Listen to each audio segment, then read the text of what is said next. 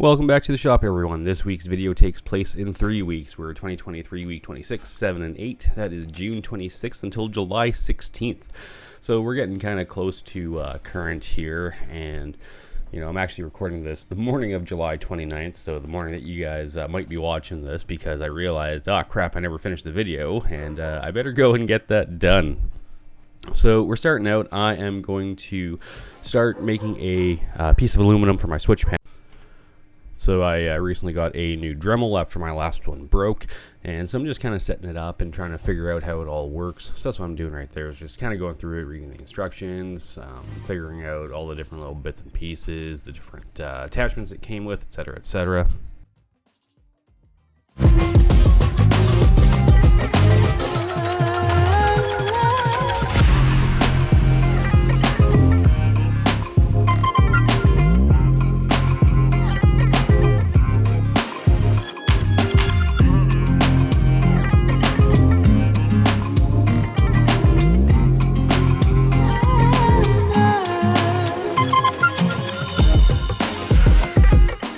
So it comes with this little attachment that's more or less like a stop, so you can put it up against something, and then it'll kind of keep that depth the entire time. So that's what I'm going to use for this, because the switch panel, in theory, is this, like all of the switches should be the same the entire way.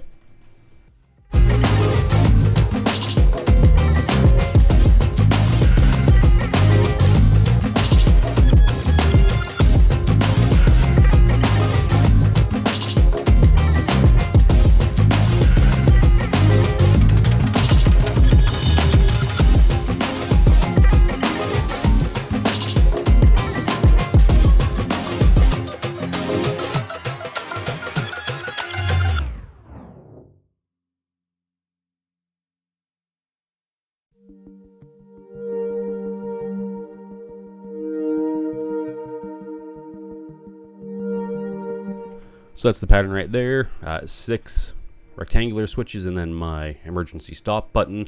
So I'm just trying to get the vinyl laid out straight on the aluminum, just kind of exactly where I want it to be, because there's a lot of small little areas. It's a little bit of a challenge to get it perfectly flat.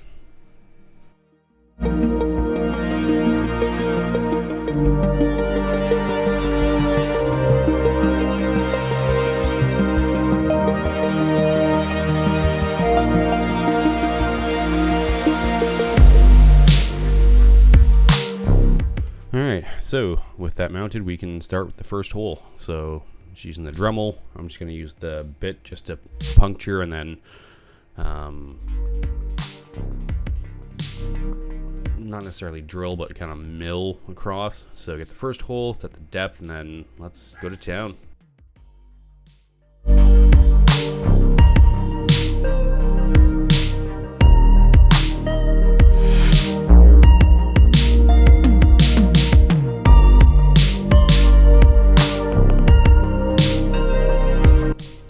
So what I realized is there's no good way for me to know when to stop. The Dremel's in the way, etc., etc. So my plan is, what I'm going to do is I'm going to take a center punch at the corner of each of the switches, so each of the 4 corners, and then I'm going to take a drill bit, drill a hole right in the corner, and that will be my start and my stop point for the Dremel bit.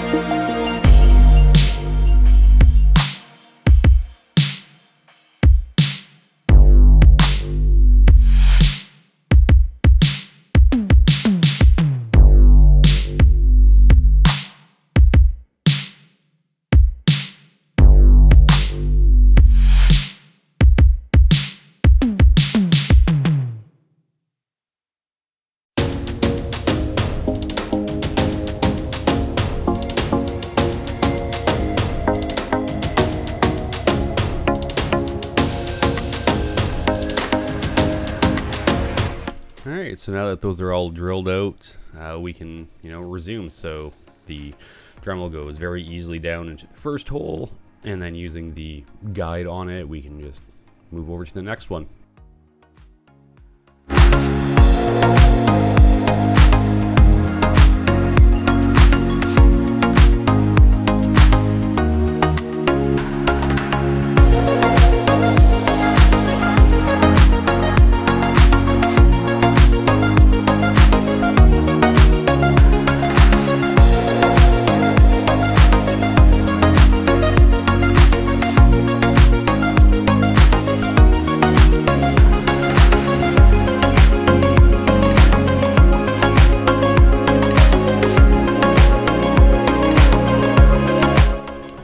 Kind of hard to see, but the end result is the lines are not very great.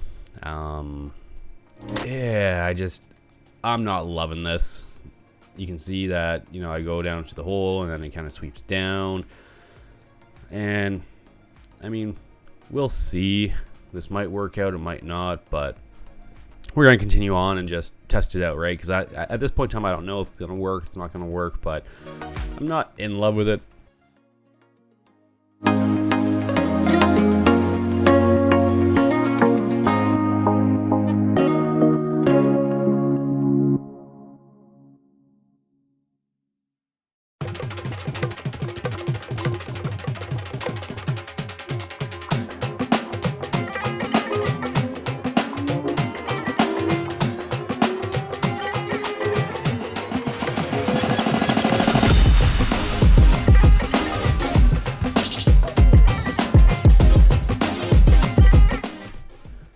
With this first hole being cut, what we're going to do is we're going to take one of the switches and we're going to start test fitting it just to see if it does or does not fit. And it did not fit for shit. It was way too tight. So what I got to do is adjust some of the holes, and the adjustment was not good. Even with the guide and everything else, the Dremel was really jumping around and just not happy, and I couldn't really get a good clean cut on it. So, I mean, the switch does fit, but it's super loose. It's not... This is just garbage work. I do not like this. I will not keep it. So, we are going to move on to something else. And since that project's on hold, what I can do, and while the engine's on hold, what I can do is I can start putting some brakes in this car. So, what I need to do is I need to mount the proportioning valve to the bottom of the master cylinder. And from there I can attach the lines and I can start running some brake lines in the car.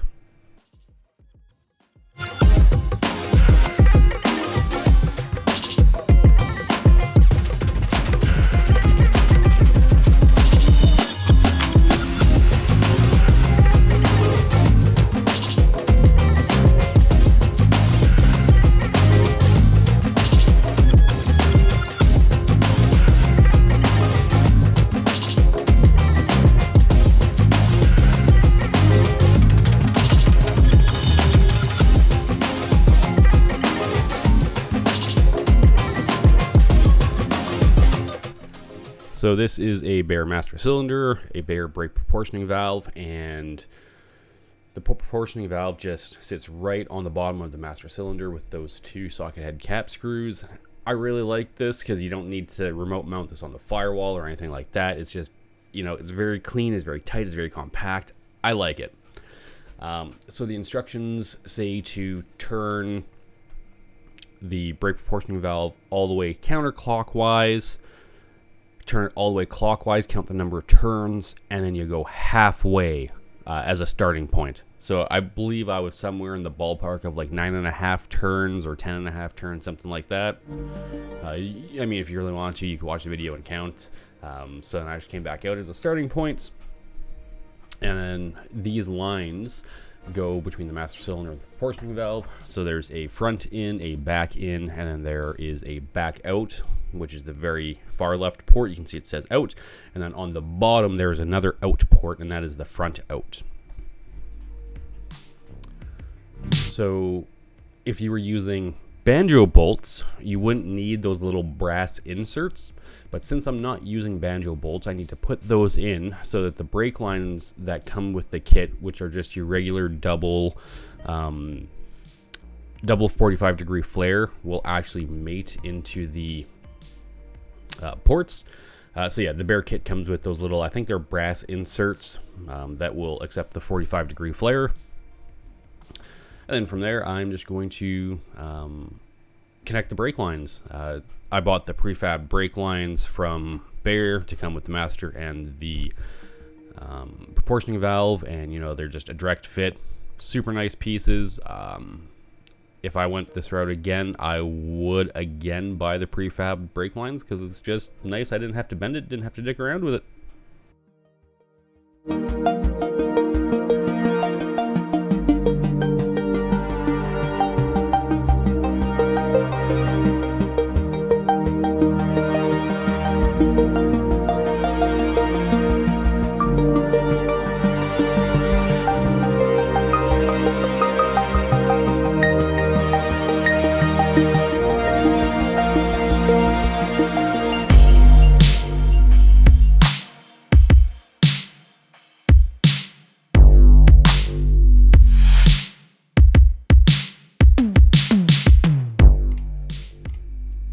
So with those in, I can now start thinking about running the brake line. And the brake line that I have came in a big 25-foot coil. So what I'm going to do, the first thing I want to do is kind of get it straightened out. And I saw this trick on Facebook where you drill a hole through the center of a 2x4, and then you can run your line through that hole, pull it through, and it'll get it straight-ish. This way I didn't have to buy like a super expensive, you know, brake line or tubing straightener. So yeah, so that's what I'm going to do. Just going to drill a hole straight through this, and then I'm going to straighten some brake line.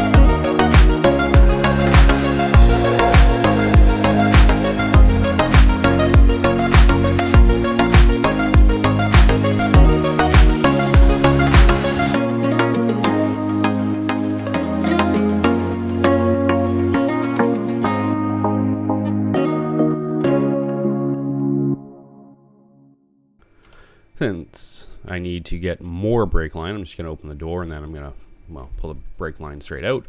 But before I do that, I need to measure and figure out exactly how much brake line I actually need. So that's what I'm doing under the car here, is I'm just taking a rough measurement as to how much I need to straighten and how much to cut.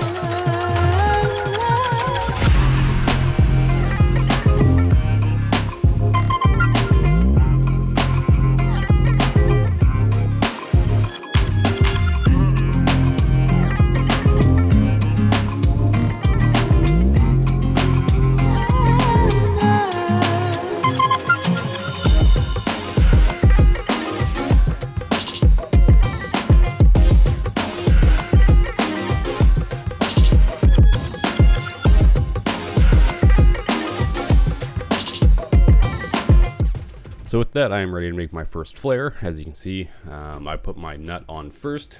In this case, it wouldn't really matter since the other end is still open, but It's always a good idea to put the nut on first before you flare it. Otherwise, you got to chop it off and redo it. So right now what I'm doing is I'm just looking to see what size line I got, because the 3/16 die that I have feels kind of loose in there, but then the next size up is way too tight. So I was just making sure I got 3/16 line, which I do, and I'm going to do the double flare on this.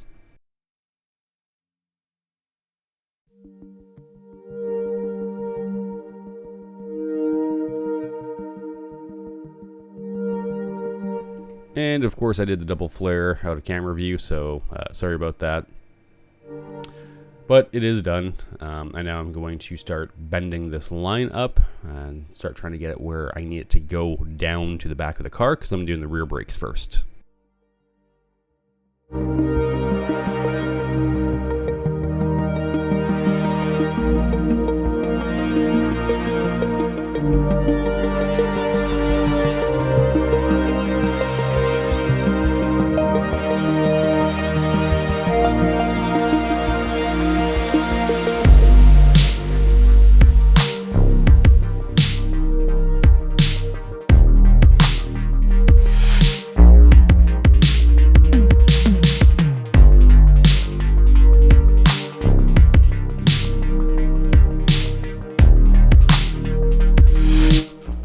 So this brake line here that I'm using is called Nicop. I think it's nickel copper.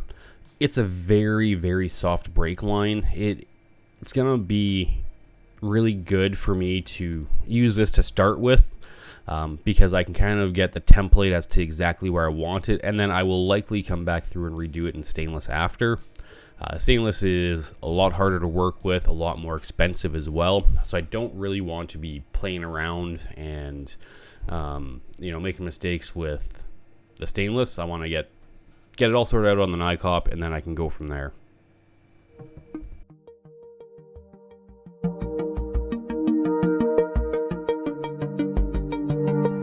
Now we're gonna jump under the car, and I'm gonna start figuring out where I want to route this. So because I'm coming down on the inside of the car, I didn't want to jump to the fender well. The transmission crossmember is, as you can see, kind of in the way of this. And so I need to figure out what my plan of attack here is. Do I go on the outside? Do I go on the bottom of the frame rail? I don't want to go really on the bottom of the frame rail. Just doesn't seem like a great idea. But I can kind of figure out the transmission crossmember piece later. I'm just kind of getting the brake line formed up towards the rear of the car just to see where it's going to go. And at this point in time, I don't actually have any clips to mount it to the car, so we're going to stop there. But I did finally get this package in from McLeod Racing, and this is the shims. These are all, they sent me 4 different shims, and this is for the clutch. As if you've watched previous videos, you would have seen that I was missing 1 shim from my clutch when it came from McLeod. So got the shim pack in, awesome. So I'm going to start pulling the bell housing off, and I'm going to start installing the clutch on the engine.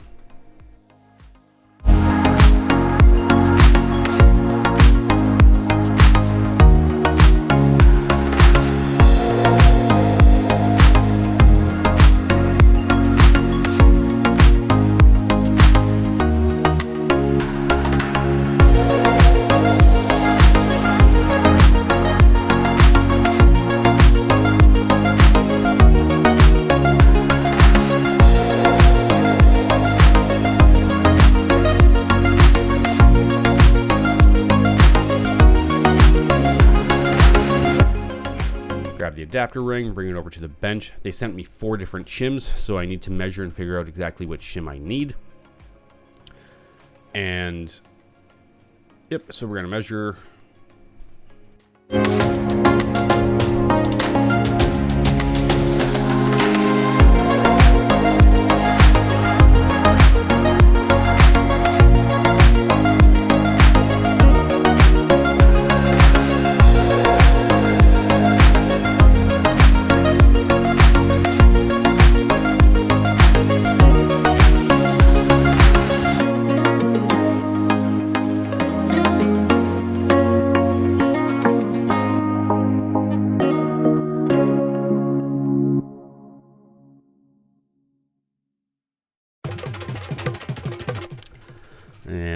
in time, I'm starting to figure out I don't think any of these are the right shims. They're too large in outer diameter, or too small in inner diameter, or they're not the right thickness. So I waited 2 weeks for nothing. These aren't the right ones. So what I'm going to do is I'm going to lay them all out. I'm going to measure the inner diameter. I'm going to measure the inner diameter. I'm going to measure the thickness. And then I'm going to measure the shim that I actually need. And I'm going to go back to McLeod and say, hey, sorry, but all the shims that you sent me are wrong. What do we do? This is what I need.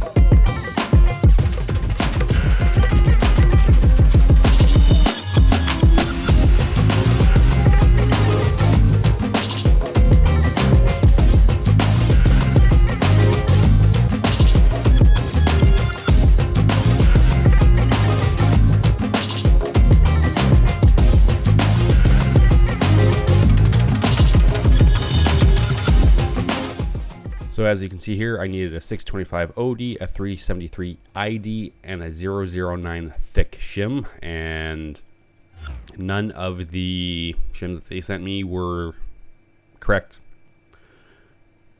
So from there, at this point in time, I believe I have gotten some clips in for the brake lines and a new bender. I didn't get the bender I thought I was getting. This one's not great. But it works. So I'm going to rebend up this line, and we're going to see if I can get it a little bit more kind of the look that I want.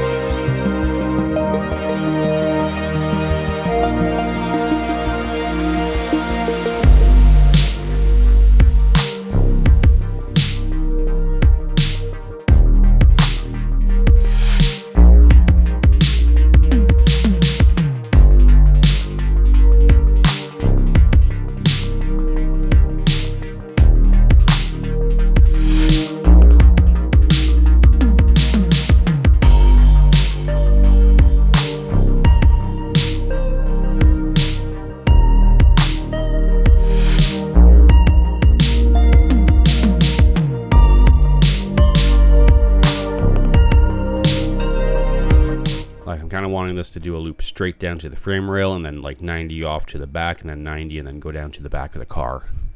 I want to look very nice, follow the body lines. So I'm doing some measuring to figure out where exactly to put these clips because I do want them to be evenly spaced from the corner. It's just something that I like to do. I like things being, you know, the same side to side or, you know, front to back or whatever the case may be.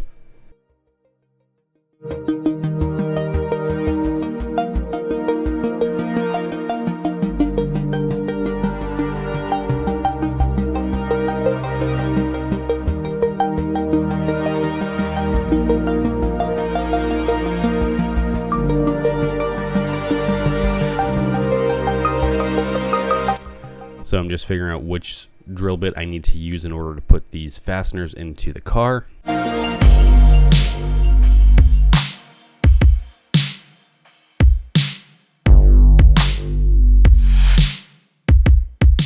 right now these fasteners are just for mock-up. Like I will likely end up pulling them out and switching them out later. But you know, it's good enough for what I need, because I think I've probably mentioned this before, but after I get the car built and on the road, I'm going to drive it for a couple of months just to fix it, like to, you know, shake out any of the bugs. And once I got the bugs worked out, I'm going to pull the car back into the shop, strip everything off the car, absolutely everything, all the suspension, all the brakes, all the brake lines, transmission, you know, all the interior, and then I'm going to start body work and paint, and that's going to be another like 6 to 8 months of work probably. And then once all of that is done, everything gets put back in the car. So doing it right now with just the fasteners that came with the clips, I'm okay with that, because I'm going to be, as I say, pulling everything out of the car and swapping it all later.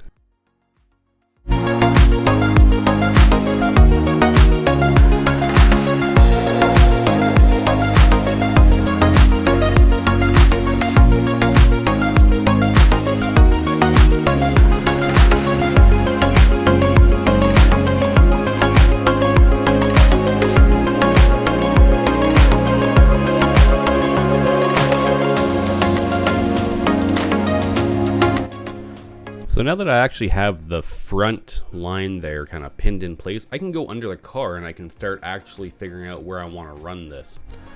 So what I've decided is I'm actually going to run the brake line through the far hole in the transmission cross member. That way it's up out of the way. You know, it's not gonna, nothing's gonna be able to hit it. And this way I have easy access to work on. It's not a single brake line going all the way from the back to the front. So yeah, that's the plan. So you just saw me cut the line. I'm going to pull that line off. I'm going to put a new flare on it, and then we are going to go back under the car.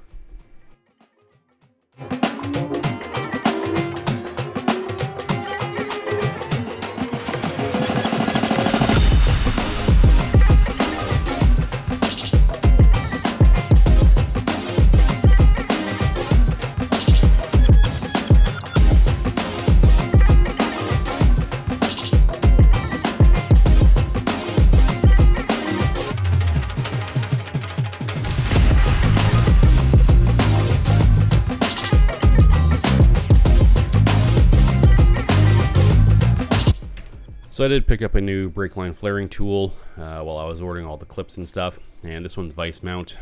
It makes doing flares very, very quick, very easy.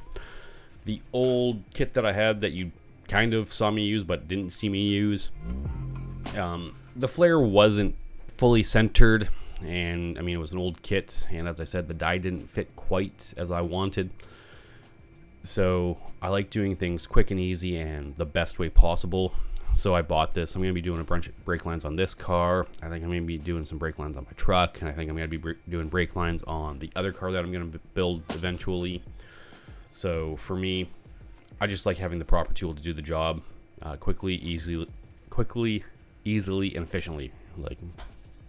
So remember what I said earlier, always make sure to put your end on before you do the flare. I didn't do that, so here I am cutting the end off of the line, and I'm gonna go over to the box, grab a end, put it on first, and then I'm gonna reflare that because yeah, I fucked up.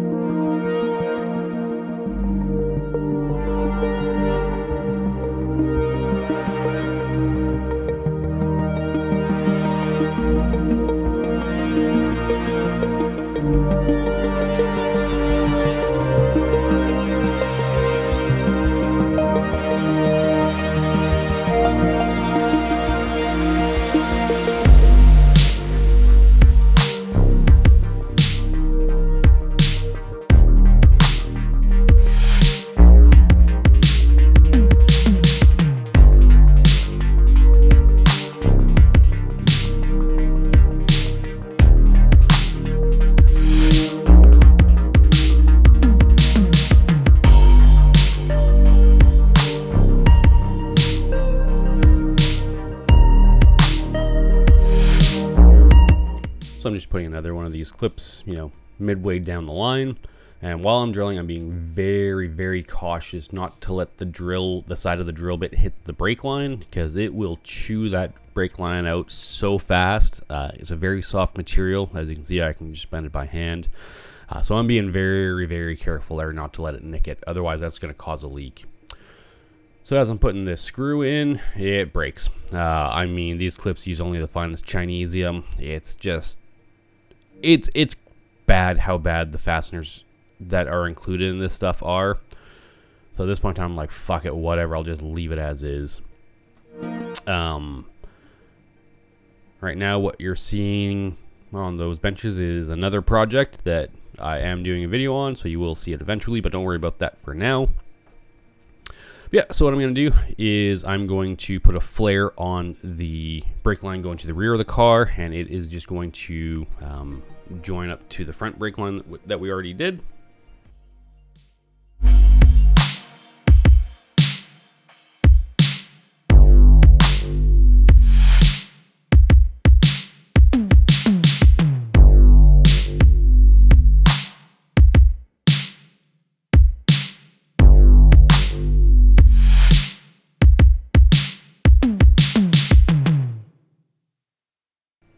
So here you see I'm threading the brake line through the transmission cross member and just connecting it into the union to the front.